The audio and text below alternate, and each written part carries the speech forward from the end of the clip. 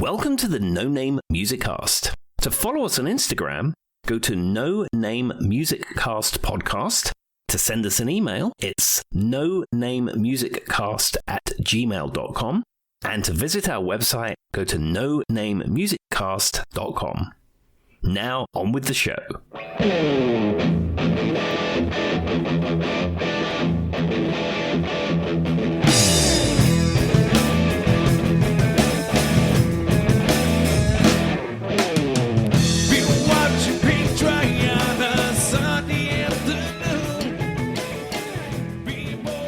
Hello and welcome, everybody. Welcome to the No Name Music Cast. My name's Tim, and this is Joy. And just an apology to our listeners. I'm getting over a little bit of a cold flu thing at the moment, so my voice might not be at full strength. Joy and I tried to record about 3 days ago, and then we did about 15 minutes of it, and there were so many edits and so many coughs and so many drinks. We was like, do you know what? We're just going to postpone this for a few days. So we're back 3 or 4 days later. I'm still a little hoarse in the voice, but I think it's going to be a great episode. And I mean, to be fair, it's not like we ever do that, Tim. That happens very little in our back. Actually, me and Tim very rarely miss a week with the No Name Music Cast unless it's a pre-scheduled event. Absolutely. Now, we are currently in a stockpiling season of episodes. I'm going to be taking some time off for about 3 weeks. But, your service will not be interrupted in the world of the No Name Music Cast. Exactly. Well, I will start it off with a little bit of music news, and me and Tim are a little bit familiar with this, but this is, and I'm sure everybody has seen it, The Who sacked Zach Starkey for not once, but a second time. Time number 2. I was fired 2 weeks after being reinstated. I feel like I'd be like, no, I don't think I'm coming back if you fired me 2 weeks later, Tim, or asked me to come back. Again, this speaks to old men with money and influence. So Roger Daltrey is an 80-year-old grumpy old man with funny, grumpy old man views. And he just woke up one day on the wrong side of the bed and decided he had enough of Zach Starkey for no apparent reason and decided he had to go. And as we've said before, in band world, that's what goes. There's no HR department. There's no process. There's no terms and conditions. It's just like, that's what it is. A bunch of people with a lot of big egos. Yeah. And so Roger Daltrey had decided he had enough of him.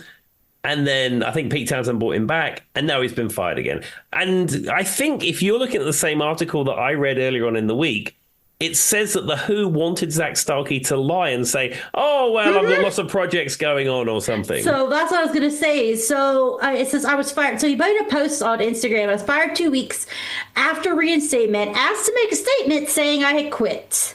To pursue my other musical endeavors, and that would be a lie. I love The Who and would have never quit, so I didn't make the statement. Quitting The Who would have just let down the countless amazing people who stood up for me. Thank you a million times over and more through the weeks of mayhem of me going in and out, in and out, in and out, so on and so forth. So he was just straight up like, I'm not going to lie. I didn't quit. Yeah, I don't know. I mean, The Who have been doing farewell tours since about 1982. Yeah, that's what I thought when I read this, too. Yeah, but, this is now going to be their legacy. People are going to talk about, well, what happened to The Who ultimately? Well, they sacked their drummer twice, and it was really weird. Yeah, it is. Yeah, that's what it is. The other thing is, it's not like he's known to be like a bad player or have like a bad persona out in the world. I mean, I could be wrong, but I haven't heard anything. No, he's Ringo's son. Yeah. There you go, guys. And if you don't follow Zach Starkey, I probably would on Instagram because the way he wrote that is amazing, which says to be his posts are probably pretty cheeky. Yeah, I need to start following him. He's not someone I've followed up to now, but I've been building my Instagram. I've decided I've become a influencer. Oh, look at you, Tim. Well, I mean, for those who want to follow Tim, where would they find you? It's Timothy_O'Sullivan on Instagram. I post videos of things I've done recently. I post videos from my archives and trips I've been on and stuff like that. And I've made a concerted effort to post every day. And when you post every day, your posts get far more exposure. It is true. If you wanted to find me, you would have to go over to the TikToks. I got rid of all of my meta-based accounts out of well, I didn't want to be a part of that anymore. Fair enough. And that's the end of that. But with that being said, Tim, did you have a little bit of music news you wanted to speak on?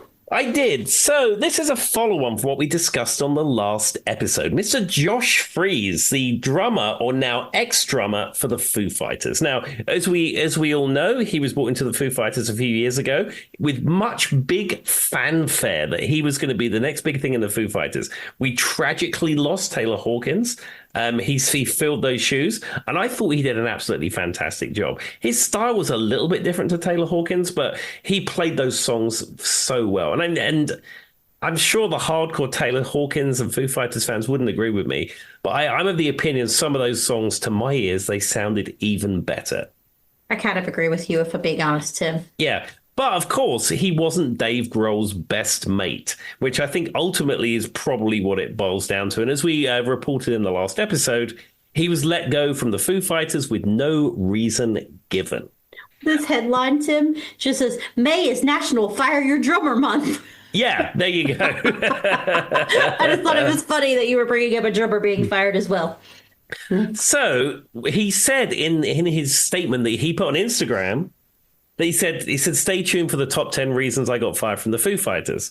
So Josh Freese, being an incredibly funny, witty kind of chap, here is his top 10 reasons he got fired from the Foo Fighters.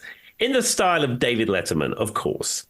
Okay, number 10, once whistled My Hero for a solid week on tour.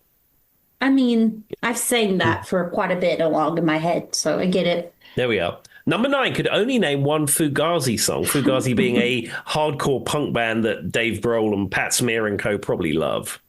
Makes sense. Now, number 8 is probably closer to the truth. 2 words, polyrhythms. Polyrhythms being very fancy drumming techniques.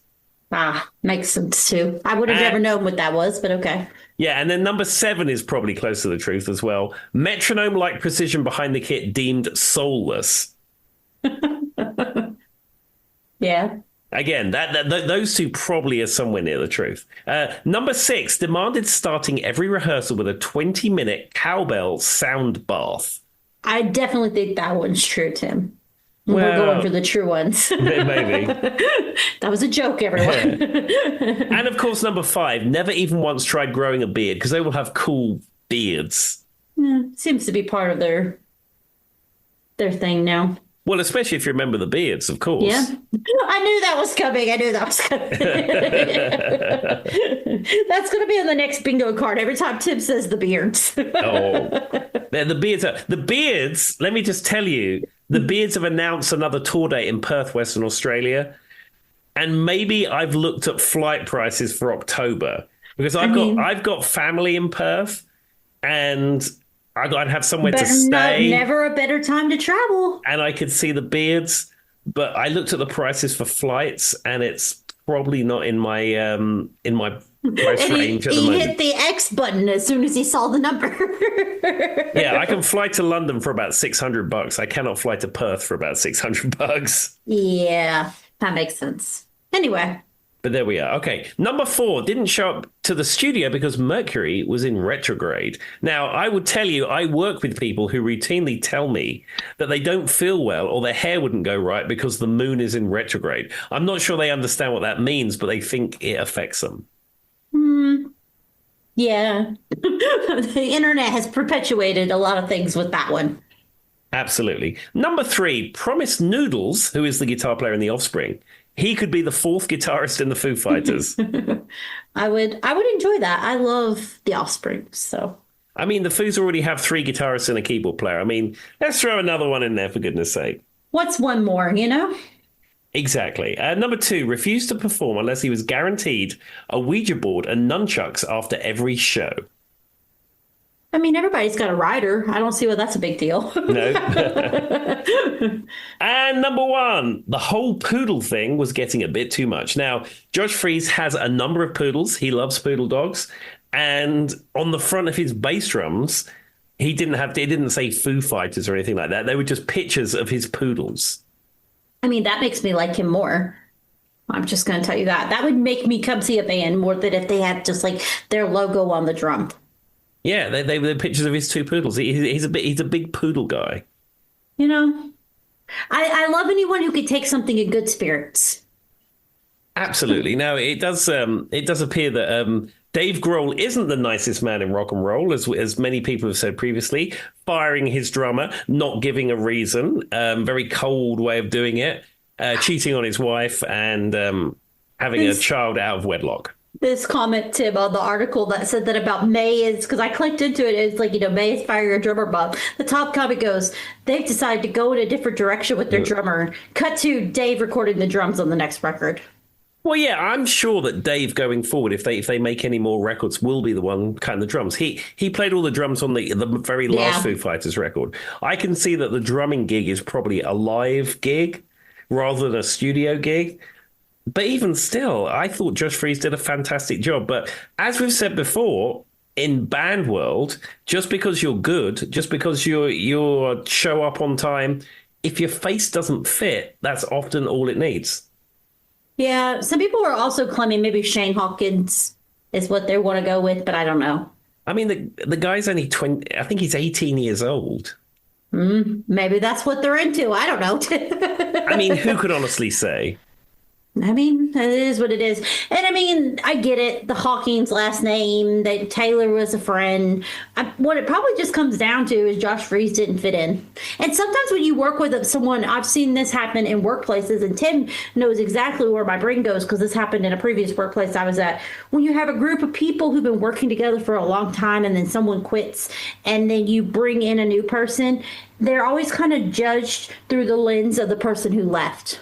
Oh, 100%. And they never get to kind of be their own self. Well, Sarah did it this way. I don't know why you're doing it this way. Even though both Sarah and Jill's way accomplish the same thing, it has to be viewed. The people who worked with that other person for so long built some type of bond. Some workplaces, it might even be a trauma bond or whatever. But they just can't see it any other way. And the same is for bands, I would imagine. Yeah, and as I said, at least in the workplace, you're governed by terms and conditions. You're governed by HR. You're governed by all that stuff.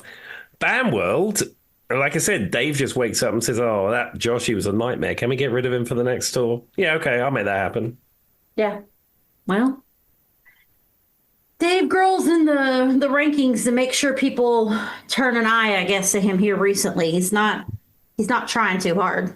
No, and they've announced more tour dates for 2025 as well. So we will see what happens. I wonder how much those cost tickets are. Well, they're in Singapore and they're not in the United States, should I say. Fair enough. Or Australia, because we'd have to fly there. Tim saw the price. Exactly. All right. Well, it is Tim's turn to do this episode, so I will let him take it from here. Okay, so we've recently gone around the whole band. So we've had a guitar episode where Joy picked out guitar songs and guitarists and all that kind of stuff. We've had a drum episode called Let There Be Drums. And ironically, it was Fire Your Drummer Month. Yeah, absolutely. So if you're building a classic power trio, what do you need? You need a bass player. So this episode is entitled All About That Bass. I literally was like, I was curious. I was like, I'm gonna see, but I have a feeling my next episode is gonna be a bass episode. I knew it was coming, but it would have been funny, Tim, if for some reason you just left out the bass and everybody questioned it. Oh no, I'm fully falling into this power trio idea. So you got the guitar, you got the drums, and now you've got your bass. All right, well, I'll let you kick it off then. Okay, so the very first track is actually unique to this list, where the bass player I'm going to talk to doesn't actually play bass on it. All right. But this is D-Light. This is Groove is in the Heart. The bass player in question is Bootsy Collins. Now, Bootsy Collins played with Parliament Funkadelic. He played with George Clinton.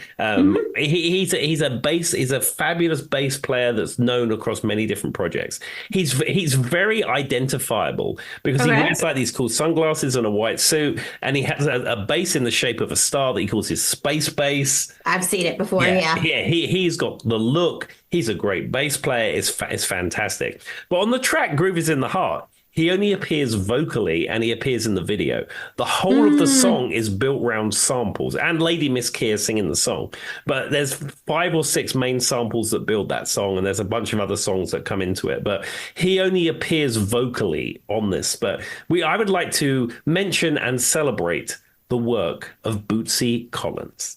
Well, and I knew that song is written around samples like Tim just said, because it's got like the side whistle from like the Parliament Funkadelic basis, and then it's got like the guest vocals, and then it's got what is that song?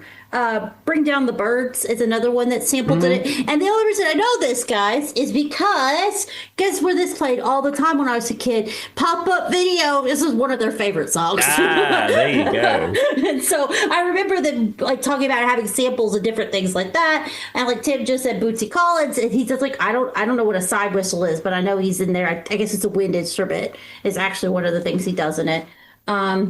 And the music video is just iconic, so of course it would fit the VH1 vibe. Absolutely. I mean, this is a song that I really, really like. And it's actually unique in my musical piracy journey because it's the very first song I ever downloaded for free on my computer. This was in dial-up days. This was before Napster. This was before any of that. It was hosted on a website in MP3 format.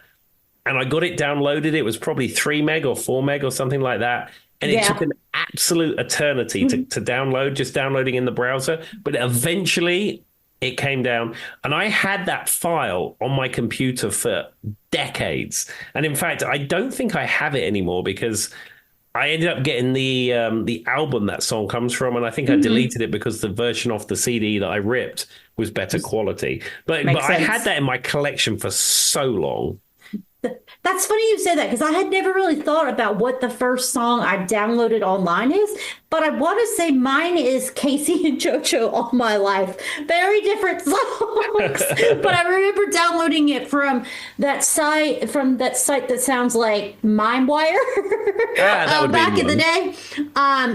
And yeah, it took probably 3 days straight to download that one song. And I remember how disappointing it was when you would download a song and it wasn't the song that it was labeled as. No, especially in the Napster days, there was a lot of that.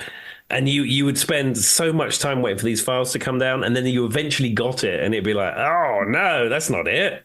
Or it would be like the third-party singer version of it or another artist doing a weird rendition, and you're like, oh, great. It's kind of like now when you try to find who is it who sold all his music to Amazon Music, Tim? Which country artist is it? Garth Brooks. Garth Brooks. It's like when you try to find a Garth Brooks song on YouTube, and it's like the third-party singers doing their own part. He has an exclusive deal with Amazon, and it's the only place you can get Garth Brooks.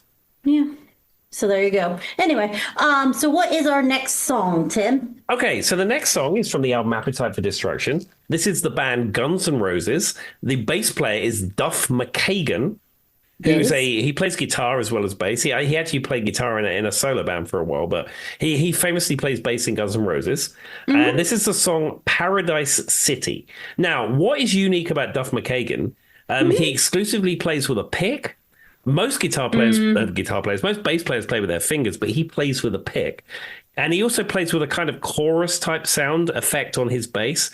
And he plays through Gallien-Kruger amplifiers. So he has a very unique, distinctive bass sound. If you ever hear any classic Guns N' Roses, the bass tone is very unique to them. I don't know if that's something you'd ever picked up on. Not until you said it, but to be fair, I've been around quite a few bass players. I've never seen one play with a pick. That's kind of interesting. Tim's right on that. But then the other thing is now that you say, my brain's playing "Take Me Down to the," and I'm hearing the bass line in the background, and it does kind of have like a chorusy sound to it, more so than a regular bass sound. Yeah, it's like a clang. It's got like a clang sound is the best way I can describe it. But it sounds more, less bass and more just kind of like a regular guitar now that you said it. Yeah, his tone he's had his entire career, and it's very unique to him. Other players have played. I'm not judging it. I just had never heard it. if I play bass, which is very rare, I mean, I play bass on occasion at an open mic night when someone wants a break. Yeah. I'm a very simple bass player. I'm not really a good bass player, but if I play bass, it will be with a pick because it takes a while to get my fingers doing that finger thing that you're supposed to do. I guess I never really thought about it, but I've been around. I mean, I've been in two bands. I've been around bass players. I've just never seen anybody play with a pick. Now, he's the same guy who like performed with James Addiction, right? I think at one point, or like Alice in Chains or something. Not to my knowledge. He played with some other bands in the 90s. I've seen him before, but I don't remember what it was. Or maybe I'm thinking of that super group, the Hollywood Vampires. He may have played with the Hollywood Vampires, That but might be I what don't I'm think he thinking was of. a full-time member of those any other bands. I mean, as I said, he's had various solo It might have projects been. out. Oh, sorry, I didn't mean to cut you off. Go ahead, Tim. Sorry. Yeah, and I played at the Marquee Club in London many years ago with the band that I was in, and Duff McKagan and his solo band played there the previous week. That makes sense. I was going to say it might have been one of those things where he was one of those people who stepped in different times when they needed somebody too. It's very possible. But I've definitely seen his name. But I'm more thinking about it. I think I'm thinking about that super group, Hollywood Vampires. I think that was him, which I've never actually, I wouldn't even been able to tell you one song that group had. The only thing I know about it is Alice Cooper and Johnny Depp were in the same band. Yeah, Alice Cooper, Johnny Depp, and a rotating cast of musical characters, I think is what the Hollywood Vampires is. Yeah, and that's why I think that it saves. Because at one point in time, didn't like Paul McCartney even come in there, or Dave Grohl, and I don't know. There you go. Dave Grohl came in, sacked the drummer, and off he went. Ironically, I was going to say I think Zach Starkey was in there at some point too. But anyway, I went down the rabbit hole with that band because it's very weird to me. But yeah, it's one of those things that's had 74,000 people play with it. Absolutely. All right. Well, what's our next bass player?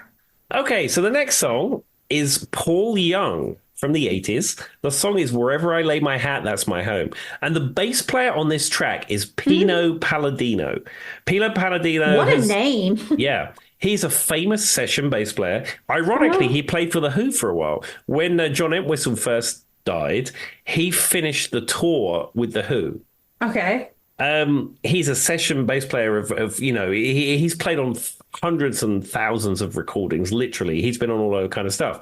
But he's very famous for his work with Paul Young because he plays a fretless bass on much of the No Parley album, which Wherever I Lay My Hat, That's My Home is on. And the other song is Every Time You Go Away. He also plays on that. But I'm picking out Wherever I Lay My Hat. And it has very beautiful fretless bass work on it. What difference does the sound come when it's fretless? Like I'm trying to think of what that would mean, but my brain's not wrapping why that would be a good, like how that would change the sound. So normally on an electric bass, it has frets like a guitar or a ukulele or anything like that. And you put your fingers between the frets and the note sounds. Yeah, I've played like a C chord or a D or on a bass before, yeah. And on an electric guitar, you can bend the strings. But on a fretless bass, it has no frets at all. So you have to sort of know where to put your fingers. Where would you put your finger?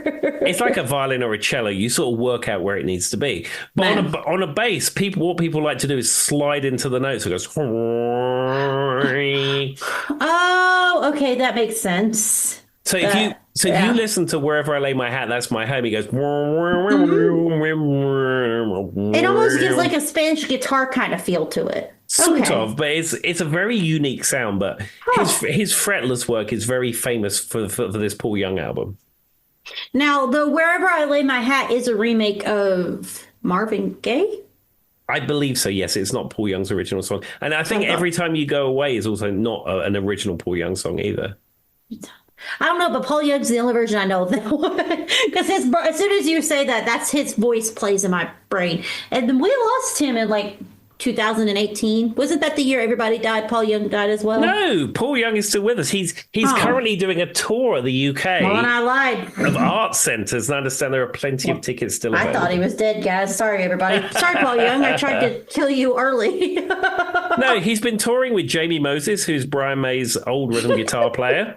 And they sort of do an evening. Somebody just yelled at me right now. They do an evening with Paul Young, where Paul Young sings and tells stories and answers questions, and then they both play acoustic guitar and do songs, and it's a whole I'm gonna feel fabulous time. terrible when we do find out that he passed away. And I once saw Paul Young and Jamie Moses at the Red Lion in Brentford.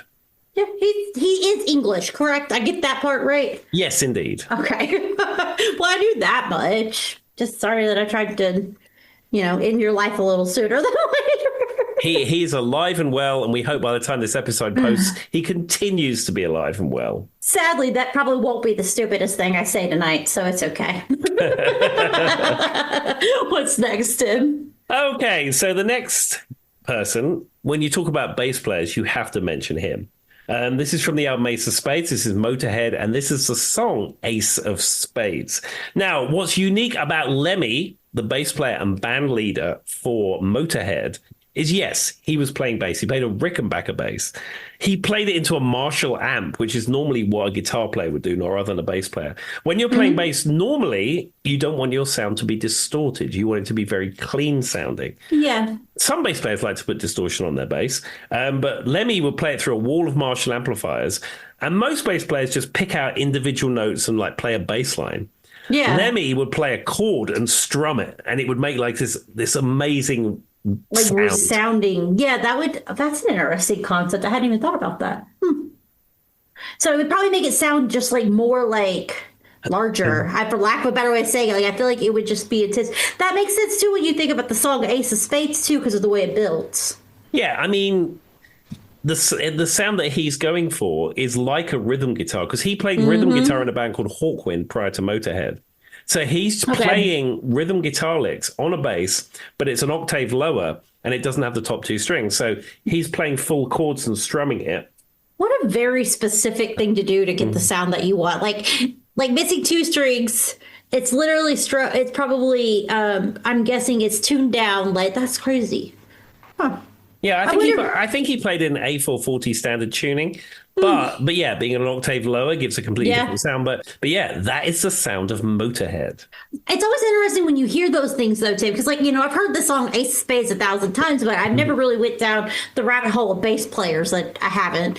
And when you say it, of course, then the song starts playing through my head, and it'll go like what I've said many times before. Now I'll never not hear it. Now that Tim has pointed it out to me. Do you know what I mean? I'm sitting here thinking about the song. I'm thinking about Motorhead now. And I'm now I'm going to, anytime it comes on the radio, or not the radio, what year is it? Anytime it comes on the Spotify, that's all I'm going to hear. Radio, Joy? Radio? You're listening to the radio? What's going on? I do in the car with Charlie, because Charlie is a radio person, but that's a debate for another time. He's very much a supporter of local radio, I guess is what he's going for. I would be a supporter of local radio if it didn't have the ads. The ads would make it completely unlistenable. Well, and then the fact that it's 10 songs in a row. Yeah, regardless of the station. If you want to listen to rock music, if you want to listen to pop, if you want to listen to contemporary Christian music, you want to listen to country, any of those things, there's going to be 10 songs in a loop. Yeah. Yeah. So anyway, that's what happens when you get in the car with Charlie. If anybody has to ride around with it, he does listen to the radio. Well, there we are. Well, Charlie, I'm glad you enjoy the radio. It's not for me anymore. But I will say, I think most of it's just out of laziness, if I'm being honest with you, Tim. He just lets the car turn on and that's what's playing. But I will say he helps me keep in touch with modern day music. So, I can feel young or something. And you can speak intelligently on your music podcast that you do every week. This is true. Whenever I just said that I thought Paul Young was dead. So smart. But I know Sabrina Carpenter still exists because she's on the radio. Well, there you go, see. All right. Every time I hear, so Sabrina Carpenter is the one we talked about on Ian's episode that Charlie swears her music sounds like it's written by AI. Yeah. And she wore a T-shirt that says Jesus was a carpenter, and it made a big uproar. But obviously, it was a play on her last name, and Jesus was a carpenter by trade. But people were upset about it. I always wonder. I've never looked into if she's akin to the Carpenters, or if she just happens to have the same last name. I would say probably not, and there's probably lots of people with the last name Carpenter.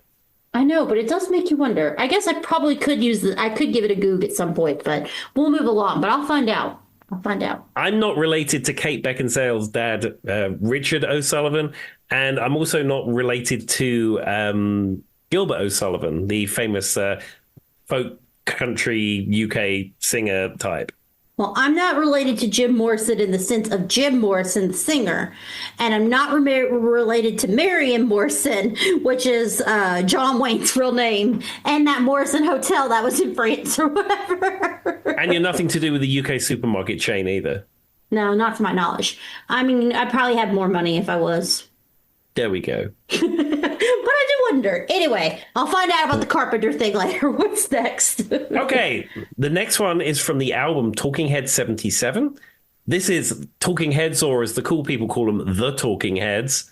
And this would be the song Psycho Killer. And the bass player in question is Tina Weymouth. Now, Tina Weymouth is a fabulous musician, fabulous bass player, famously a member of the Tom Tom Club as well as the Talking Heads. Mm-hmm. And you know, you listen to some of these Talking Head songs and they really are driven by the bass. But the thing that really makes you realize what an amazing bass player she is that Stop Making Sense film. And that was that was reissued recently. And, you know, I think you can pick up some of the songs on YouTube and stuff like that. But she is such a good bass player. Well, I will say that I think he said that. So Charlie listens to Psycho Killer all the time. That probably doesn't surprise anybody. It sounds right up his alley, you know, saying "qu'est-ce que c'est" and "fa fa fa" over and over again. It's very much Charlie's thing. But it is a lot of the new wave kind of, I feel like, is bass driven in general. But after I'm playing it in my head, once again, you're right. It does feel like the bass line is very strong in that song. Also, the Tom Tom Club had a lot of strong bass lines. Yeah, I think the a lot of the Tom Tom stuff it's like keyboard bass or synth bass. But again, Tina Weymouth is playing that. I mean, you wouldn't have the Talking Heads without Tina Weymouth. Well, and what's interesting about not to take it back to the Tom Tom Club, but the Tom Tom Club has been, I feel like, is one of those bands that has been sampled a million times in a lot of new music. Have you ever caught on to that? Yeah, I mean, that Mariah Carey song, Fantasy, is basically just a Tom Tom Club sample. Well, and then they had another version of that where somebody recently, I can't remember who it was, Tim, sampled the Mariah Carey version of her sampling the Tom Tom Club. I mean, it all just goes full circle. It's a sampling circle, Joy. Yeah, but it's not just even that song. There's a few other songs that I could think of. And I just think it's because they have those cool kind of beats to them. They can be used on almost anything.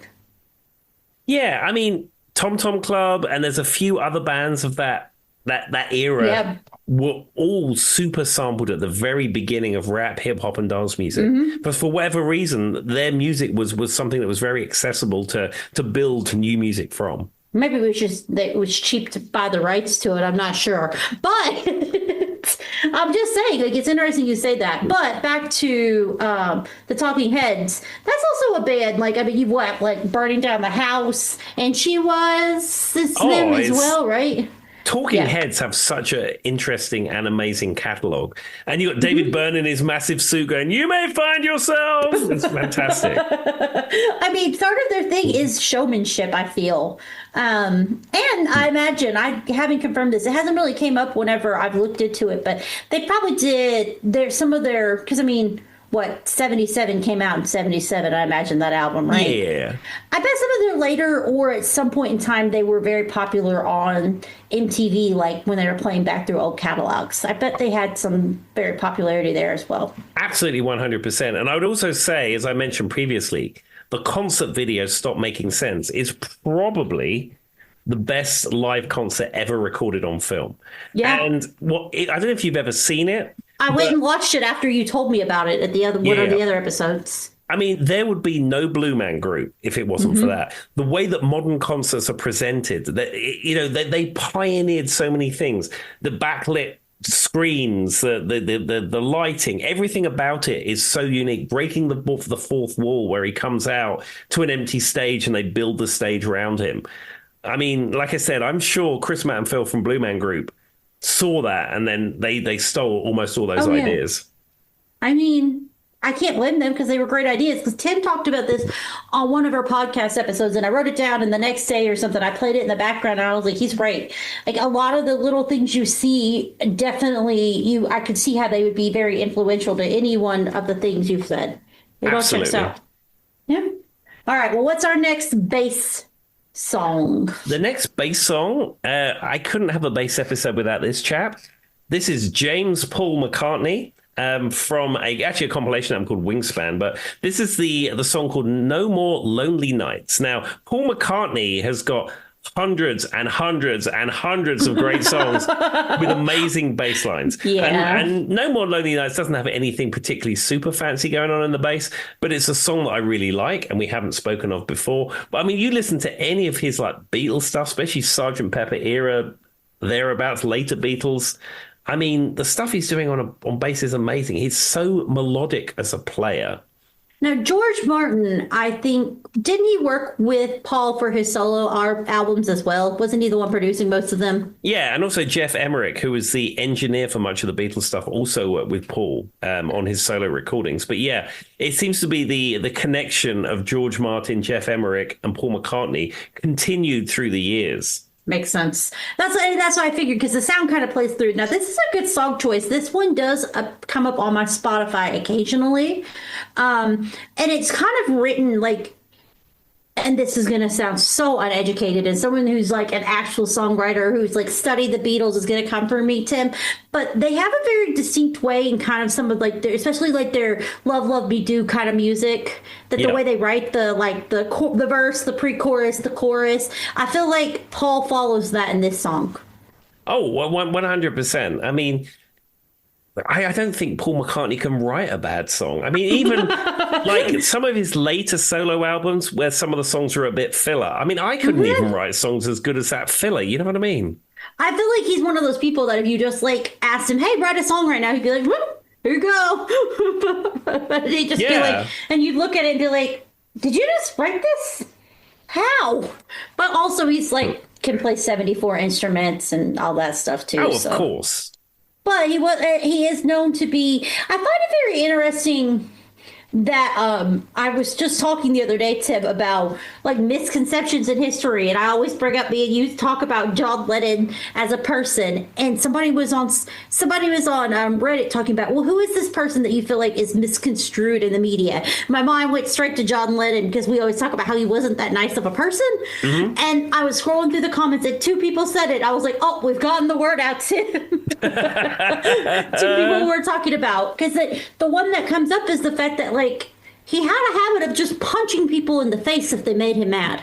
Yeah, we've covered this before, and again, justice for Yoko. We will always bring this up every episode until there's national news.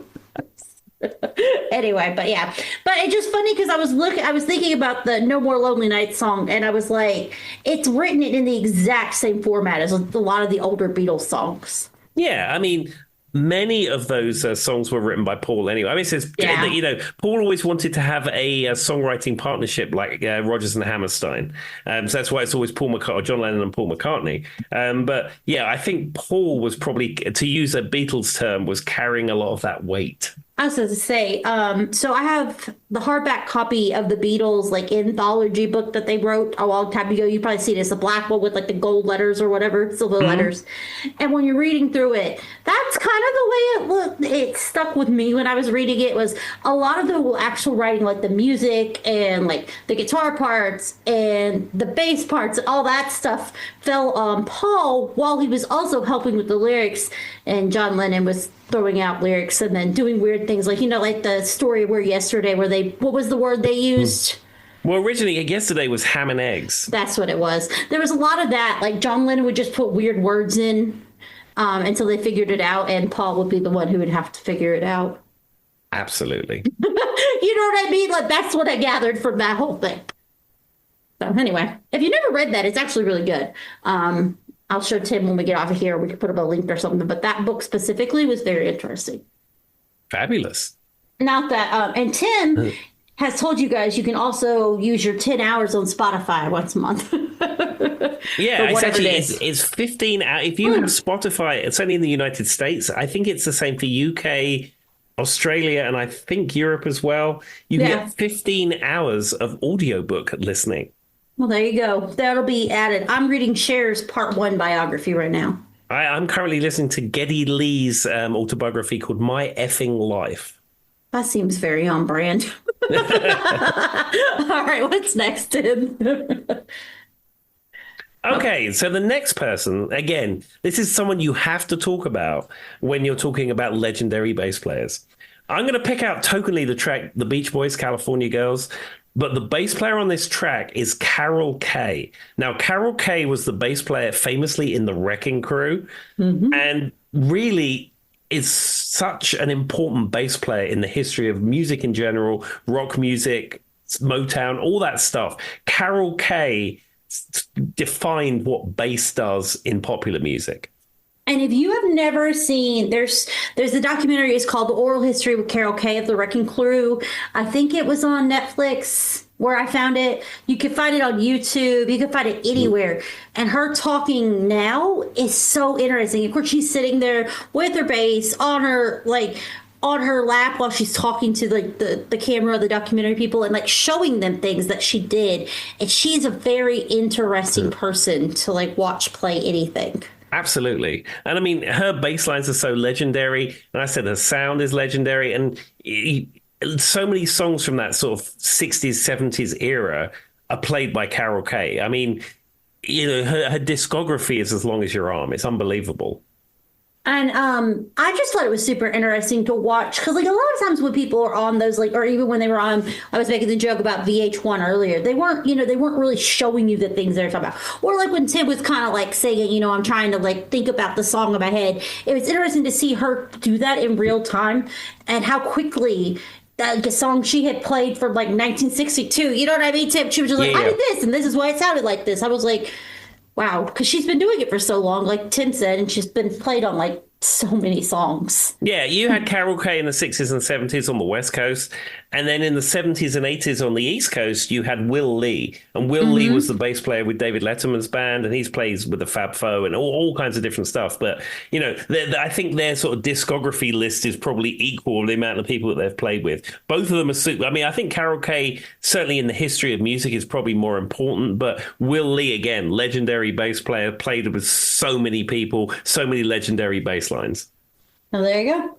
I mean, I thought that would be my recommendation if you ever want to fall down that rabbit hole. That documentary was so good. And I think it's even on YouTube now. It's pretty old.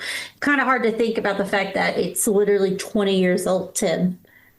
That's depressing. Yeah, I was watching some things the other day. It was music that I played, and it was 30 years old. It's like, how did that happen? So my twin sister was telling me, we were talking about, feeling old, and her kids now have reached middle school drama age, Tim. Oh. And they're bringing home girlfriends and boyfriends and middle school drama. And she's like, how am I old enough to have a middle schooler? I don't know. Where does this time go? I mean, it's...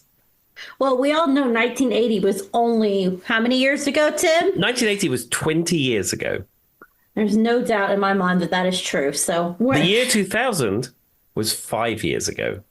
And what's even crazier is time is not linear. I always, like I've talked about, time, the concept of time and space is like the thing that breaks my brain. Many times over, that is the one. When they try to be like, all things are happening all at the same time, and time is not linear, that's just how we perceive it. I'm like, I don't know, man. I don't know. But anyway, if you've never heard that, go Google it and go down a rabbit hole. Yeah, I believe there's a book by Professor Stephen Hawkings that will tell you everything you need to know about that. Heck, there's probably one about Brian May too. He probably wrote one out there too. That is very true. Do you want to mix in another name? Go look for Brian May. He's an astrophysicist. He probably wrote that as well. Absolutely. All right, what's next, Tim? Okay, so I'm going to pick Peter Gabriel, and the track is Sledgehammer, which is a amazing track from his album So, which again, every song on that is a hit. certainly on Sledgehammer, the bass player is a chap called Tony Levin. Now, Tony Levin, again, session bass player, but famous for his work with Peter Gabriel. What's unique about him on Sledgehammer and some of the other tracks, he's got like little miniature chopsticks taped to his fingers, and that's what he plays the bass with, and it gives a very unique sound. I've seen him doing that, but I never knew why he was doing it. What does it, I guess I could hear what the song sounds like, but I guess it's always interesting to me when people make that choice. Like we were talking about like earlier with the guy from Motorhead, like them being able to know that they would get the sound they want by doing that. It's so interesting to think about. Yeah, I think you find someone like Tony Levin. He's a studio pro. He's recorded so much music and knew the kind of attack that was required for the track. And I'm probably in the studio, it wasn't quite as elaborate as these big long chopsticks on his fingers because, in a live situation, that looks really cool. But I think he was just looking for a different attack on the track. I get it, but it's always interesting. It's kind of like when you hear things about bands, like they were trying to get a certain sound and they figured out that if they drop this pan, you know what I mean, Tim? Like that happened a lot in the 60s and 70s. It would make the sound they wanted. Exactly. And, when I'm recording, music for Frequency like I did 5 years ago, I'm going to be plugging my Zoom processor in my computer, and I know exactly where I want all my settings to be. I've got that sorted.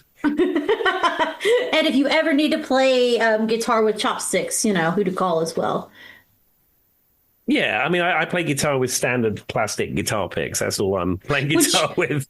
I wonder, I don't know that it would be as effective as playing it with the bass. Similar to be like, I don't think, Joy, I'm ever going to play them. But, Tony Levin might take your call. Assuming he's still alive, because I don't know the answer to that one, and I'm not going to say that he isn't. Tony Levin is alive and well. Crispy. I thought he would be, but I was like, oh gosh, watch me get him back. I think the only bass player on this list who's no longer with us would be Lemmy. That makes sense. All right. Tim's like, before you say anything else, Joy, he's the only one. All right. Well, what is your next song, Tim? Okay, I'm going to go with Led Zeppelin. From Led Zeppelin 1, or the self-titled Led Zeppelin first album. This would be John Paul Jones. And I'm going with the song How Many More Times. Now, for those eagle-eared and eyed No Name Music House listeners, you will know last year on Spotify Wrapped, Led Zeppelin was the biggest band I listened to all year, which is very weird because it just appeared on some playlist I used to use with the band. So we embrace that. So that's why we speak of John Paul Jones and How Many More Times. All I ever think about when I think about John Paul Jones, Tim, is John Paul Jones Arena in Charlottesville. Yeah, so that is not the same John Paul Jones. It isn't. They're definitely not. The University of Virginia did not name their arena after John Paul Jones. But every time I hear him, it's funny because my brain associates together because I've seen so many concerts at that arena. So I always and I swear to you, the first time I heard somebody say John Paul Jones Arena, I was like, they named an arena after him in Virginia. And then when I realized it was on campus, I was like, oh, not the English musician. I was legitimately like, well, they do a lot of music things there, so I could see why maybe they named it after. I don't know. But Charlottesville, for those who don't live in Virginia or have any clue what I'm talking about, it's a university. It's called UVA. They have an arena there. It is called the John Paul Jones Arena. I think I've seen, the last time I went there is when I saw, what's the Christmas rock band, Tim, that does the light show? The Trans-Siberian Orchestra. Yes. That's the last one I saw there. And I've been there a few times just because it's one of, we've told you guys on this podcast, we don't get a lot of major artists that close to us. So we have to travel. And this is within a decent amount of traveling. You could do it in a day, be there and see a show and get some decent show. But yeah, for the first time I heard John Paul Jones Arena, I thought that it was the musician. And then I realized very quickly that they probably wouldn't put that on UVA's campus. Well, I can tell you why. It says Paul Tudor Jones, who earned a BA in economics from UVA in 1976, donated $35 million of his personal funds for the construction of the arena. He was granted naming rights in exchange for his donation, and he opted to name the arena in honor of his father, John Paul Jones, a 1948 graduate of UVA, their School of Law. The arena is sometimes incorrectly assumed to be named either for John Paul Jones, the founder of the United States and Navy, or John Paul Jones, the bassist for English rock band Led Zeppelin. And I mean, we've talked about Led Zeppelin was kind of more popular in America than they were in England. So, you know. Exactly. And I can also tell you that the John Paul Jones Arena hosts acts such as the Dave Matthews Band, Cirque du Soleil, Larry the Cable Guy, The Wiggles, Disney on Ice, and WWF Monday Night Raw. I mean, it's everything you need right there. Mm-hmm. I will say, I mean, Dave Matthews Bands make perfect sense because we told you guys that's where they're from. They're from Charlottesville. That's correct. And then I think I saw Cirque du Soleil there because I saw Cirque du Soleil twice. I saw it once in Virginia and then once in Charlotte. And I'm pretty sure that's where I saw them. And then I saw Trans-Siberian Orchestra. But anyway, yeah, I went down the rabbit hole that I thought it was named after. Well, I was very confused why it was named after him. But then I thought a little bit harder and thought maybe John Paul Jones is just a common name. I mean, how many John Joneses do you know? I don't know any. There we are. See, so it's not that common, is it? I mean, I guess not, but John's like the most common name in like the whole United States, so maybe not. But anyway, all right. Well, if I were him, I'd just lean into it and be like, they obviously named it after me. Well, I'd just go with it. Anyway, I don't even remember what song we were talking about. We was talking about the song "How Many More Times" from the first self-titled Led Zeppelin album. I mean, I feel like Led Zeppelin's one of those bands that notoriously is known for having a good bass line. So there's not much to say. John Paul Jones is a virtuoso musician. I mean, he's bass player, obviously, and a keyboard player as well, composer. He also worked with Queens of the Stone Age. I mean, he's all over the place. Fair enough. All right. Well, what's your next one, Tim? Okay, so I've probably got time for a couple more songs, I think. I would say 2 or 3 more. There we go. All right. So we're going to go with this song from their famous album, Greatest Hits. This would be The Police and the song Walking on the Moon. And the bass player, of course, is Mr. Gordon Sumner, otherwise known as Sting. I kind of assumed they would be on this list because I don't feel like you could do a bass episode without having the Police. Why did you pick this song, Tim? Was it just one that you like?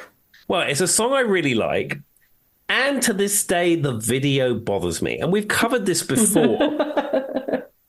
But Stuart Copeland is drumming on the engines of NASA rockets. And now, if you go to Kennedy Space Center, you're not allowed to get that close to them to do that. And, there's like a fence around it, so you can't do it. And I'm sure, the police had special permission. But anyway, he's drumming on these space rocket engines. And, logically, they're going to be fine because, one, they're just parked outside. They're not flying anywhere. And, they're just museum pieces. But also they're just out exposed to the elements. And secondly, those engine casings were designed to be expanding fuel and fumes. So flying off into space. Yeah, all that all the pressures of space flight. So a couple of Pro Mark 5B drumsticks is not going to do any harm to them. But even still, even as a child, I thought, what happens if they damage the spaceships? Well, I don't think they'd be able to fly in them anymore, Tim. I mean, that's true. I don't think anyone was flying in these specific ones either. But it is kind of cool because I always think about, you realize that obviously a spaceship is large and the fuselage, the little thing coming off of it is going to be large, right, Tim? Mm-hmm. But you can see visually how big they are when they're standing in front of it. Sure. And I guess for me, that probably is what stood out more than him drumming on it. We have very different perceptions. There is me concerned about the future of spaceflight. It is a really good... we do need to be worried about that, just in general. But, yeah, I don't think that had any effect on it. But it's funny that that's what you picked up on, the one detail of the video. That's just me, Joy. That's... What can I say? It's me with the sandwich on the coffee cup, Tim, as he's driving a bus. We all pick up on different things. That is your lasting impression of Cliff Richards. Just logistically, it makes no sense. Shouldn't you be thinking of the video for Wired for Sound where he's roller skating in Milton Keynes? No. I just think about him on the bus. And my favorite part about it is when he's driving the bus and he's getting closer to France, Tim, or whatever, or getting farther away. And you see the French people and they're very overtly French on the outside of the bus. Well, of course, they're riding bicycles, have stripy stripy Might as shirts well have on, been and onions and a baguette in their bike. I mean, you couldn't make it more ridiculous if you tried. It might as well have been mimes with the striped shirt. Like, I know, it was it's just ridiculous. So funny. Absolutely ridiculous. But anyway, a hat that's like shaped like an Eiffel Tower. I mean, but to be fair, this was a film from the 60s. So, I mean, we as a society, we have moved on since then. Anyway, okay. Well, that is not what we were talking about at all. But that is what I pick from videos, and that's what Tim takes from music videos, everybody. There we are. All right. Well, what's your next song, Tim? Okay, so this is from the album Who's Next? This is the song Bubba O'Reilly by The Who, and the bass player in question is Mr. John Entwistle. Sadly, another bass player who is no longer with us. He redefined rock bass playing more or less single-handedly. His tone, his attack, the way that he played the bass, incredibly unique. And as we've said before, The Who was a band completely all over the place. Townsend was really the drummer, Moon was the orchestra, and John Entwistle was the lead guitarist. And it just worked. So obviously this would be the song everybody knows from The Who, generally. Yeah, Bubba O'Reilly. And every time I think of this song, though, Family Guy has ruined me on it. Because there's this scene where Lois wants to yell at Peter for something, but he pulls out a karaoke machine and he starts singing Bubba O'Reilly. And, like, you know how you have to wait for, like, the bass line and everything to get through? And that's, like, the joke. Like, she won't be able to say what she wants to say until he gets through the song. Yeah. And he just standing there tapping his foot, holding like the karaoke mic while Lois is looking at him, ready to yell at him. And he's like, wait, no, I gotta finish the song. And that's like the joke. And every time I think of this song, and then it just cuts to him going, out here in the fields, and then it ends. But that's like the whole thing, because he waits for the whole opening of the song before she can tell him. Anyway, if you've never seen that bit, it is one that lives rent-free in my head because it's funny. Like, it is funny if you've listened to the song, and she does. And that's the joke, is she waits for him to sing it. Anyway, all right. But that's what I think of when I think of this song now. Do you know my problem with Family Guy? I've seen a few episodes of Family Guy. Mm-hmm. The problem is I put it in the same bucket as The Simpsons. And I like the same. Yeah, I like The Simpsons when it came out. I tried to rewatch it about 10, 15 years ago, and it talks about so many pop culture things that I have no interest in.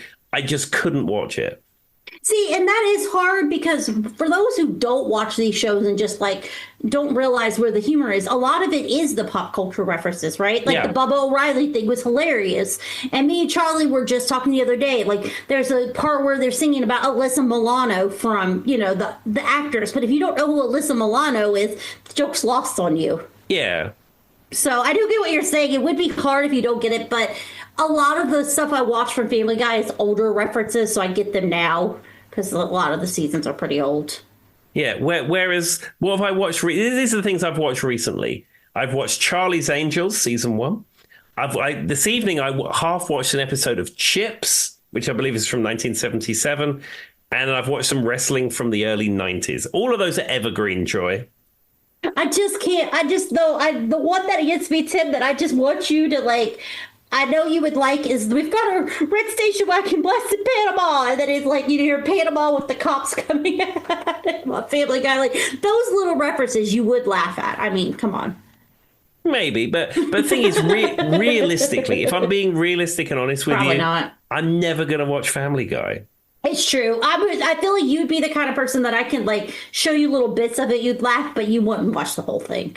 Yeah. Yeah. But anyway, so that's what I think of when I think of Bubba O'Reilly. Sorry, The Who. We have 4 things in my mind now. It's either Bubba O'Reilly, Family Guy. I think of that one song that I can go for miles and miles and miles that I never want to hear again. You Fire Your Drummer. Yeah. Twice. May is Fire Your Drummer Month. May is Fire Your Drummer Month. And you have some really good live concerts that Tim has spoken very positively about on this podcast. Absolutely. Well, I think we will leave it there for this evening. Again, my apologies to anyone listening if I'm sounding a little croaky and hoarse, but I wanted to make sure you had an episode about bass. Now, we will be recording again probably in a few days' time, and I think hopefully I will have a full recovery by then, and I'll be back to fine vocal form. Yay! All right, bye-bye. Bye-bye. See you later. Bye-bye. Tsunami of another addicted to love.